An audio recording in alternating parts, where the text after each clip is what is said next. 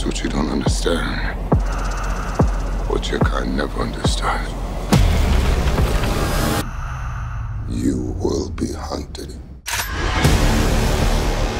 So we're here with Rose and Elijah, and we're talking about The Last Witch Hunter.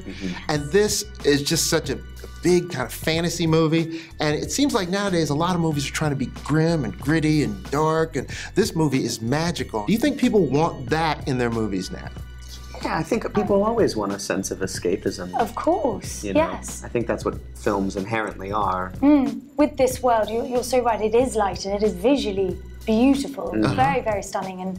And certainly with the fantasy element of having an alternate reality, I think that once again, that escapism is brilliant, just to, for whatever, 2 hours, think that, you know, this is plausible and this is kind of like you relate it to your own life, and that's very exciting. I need you to wake up.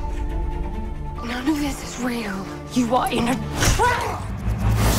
In big fantasy film like this, where you're dealing with such magic and such out-of-this-world type of things, how do you take your character and ground that character?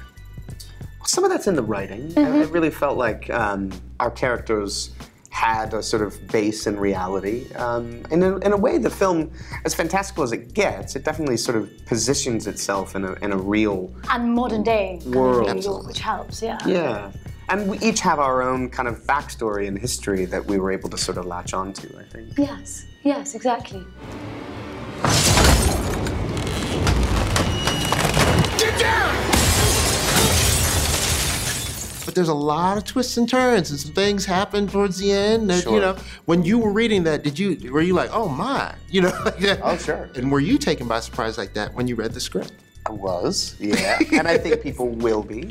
The twists are always fun. I think leading an audience in a certain direction and throwing some curveballs, it always creates a sense of fun. Both of you have a history, let's say, with being in big fantasy projects. So they say. Yeah, well, word on the street is.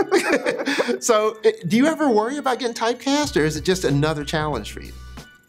No, I think, you know, honestly, it's about trying to find different kinds of work that we find challenging and different from the last things we've worked on. And Regardless of genre, I think, as well. Oh, won't you stay with me? 'Cause you're all I need. Did Vin Diesel, did he sing for either of you? he does sing. He does sing. He does like to sing, I hear. To sing. I don't think he ever kind of like gave us a private sing-song though, did he? No. No.